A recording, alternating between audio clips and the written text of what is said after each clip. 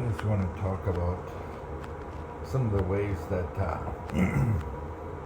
your healthcare can be rationed, because I've experienced it. Um, One way is for people to tell you that they don't have any openings, even though you go online, to va.gov or myhealthvet.gov and you make an appointment. That Connect calls you back and tells you, oh no, this is wrong online. No, you can't get an appointment this time or that time. You only have this time to do it. I'm not a fan of Vet Connect. I think call centers are great. It's an easy business to start up. One person can do it. A family can, in alternating shifts. It's the kind of business that anybody can do and it can grow. The problem is the background. The background checks, and some of the people who do it, they don't have any empathy, and they screw people out of their health care, and they retaliate. That's the problem that I've encountered. But there may be good people that work with Vet Connect. I'm sure there are. I've encountered some. The problem is the bad ones, and they screw people over. And then they learn the VA system, because some of them work right in the building, right next to the VA direct appointees, and they learn all about the VA systems, like the disruptive behavior reporting system. If you look at my DBRS complaints, there's a couple of providers in there. The vast majority of them are facilitated by MSAs and AMSAs. I find that interesting. And I find the providers that have complaints against me, they have other complaints against them. And some of them, if you go on their Google reviews, you will see that a lot of their patients are trapped there because the doctors refuse to release their records. That's insane. One provider in our urgent care refuses to release 2 or 3 of her patients' records. So in essence, they can go to another doctor, but they have to do everything all over again. The only way to get those records, somebody out there, if they're watching this, one way that you could try is Center for Medicaid Studies or Center for Medicare Studies. You can try to go through them to get a copy of they'll have a copy of everything that they paid, whether partial or full. Or your insurer will also have copies of those records. That's one way you can try to get them if the doctors refuse to release them. And generally, the only way you can get the doctor to release them is if they don't care about money, they just refuse to release them, you have to go to court. And the problem in Michigan, medical records are gray territory. It's going to depend on the judge. Very problematic. Sometimes in Michigan, I see how much Michigan seems to cater to the fascism within the Democratic and Republican Party.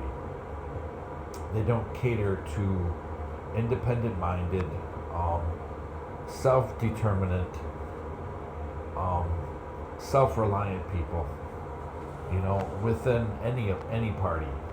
That's problematic because that's antithetical to the people who founded this state. They were all pioneers, just like Alaska, Oregon, Washington, Ontario, British Columbia, where I have many family branches coming out of. These are pioneer people. They didn't bow to the king. Either king. England, France, they didn't bow to the king. Matter of fact, many of them found camaraderie with First Nations in this area. A lot of them. I'm not saying all, but many.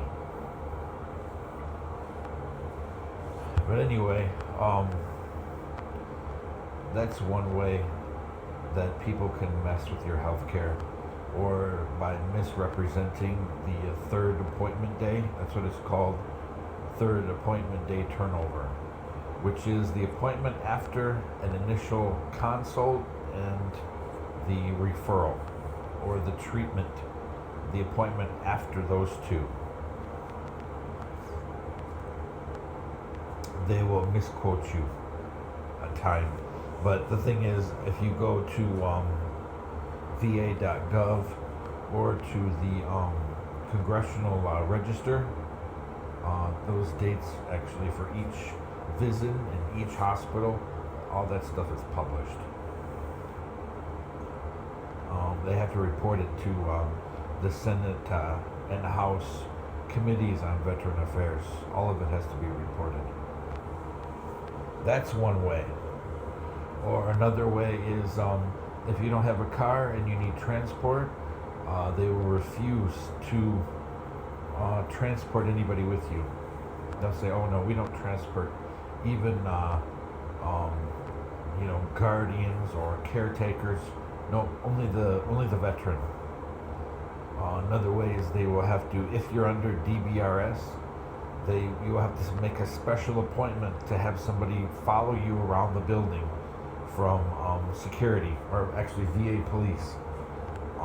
And if you have limited transportation, you have limited hours of going there. That's another way they will try to derail your medical care. And the final way to derail your medical care is they will try to make it look like your visit director has barred you from going to a particular VA. They can't do that. That's your right. You can go to your senator. They can't do that. You go to your U.S. senator and your local representative for your area of your state, and you do that. And you also carbon copy Senate and House committees on Veteran Affairs. If they're going to bar you from your medical care, they better have a very good reason. Like what they're doing to me and a gentleman, I'm surprised, Ann Arbor. I'm surprised about that he had a problem with Ann Arbor. I don't know what's happened. I think it's probably a couple of people that are sociopaths and they're manipulating the system against him, because I've never had a bad experience in Ann Arbor. I would say it's probably a couple of providers. They know the system, they know how to manipulate. And then some of his calls going into a call center. The IG doesn't use a call center. So I'm wondering, if something's going on there, simulation or hacking, something. Because the Inspector General doesn't use a call center. You get an investigator. So something's not right there. But anyway, these are some of the ways that they will try to derail your care. And, limit your appointments. And what happens, the more appointments that you're limited, the worse your health will get. Now it's just concerning the direction the VA is going. And like I said, I hope that the Republicans now that control all three branches, I hope they look at things and really protect veterans, because 22 a day, this 22 a day campaign is going on for what, 4, 5, 6 years? This is a serious problem because nothing's changing. We need to reform the VA for veterans' sake.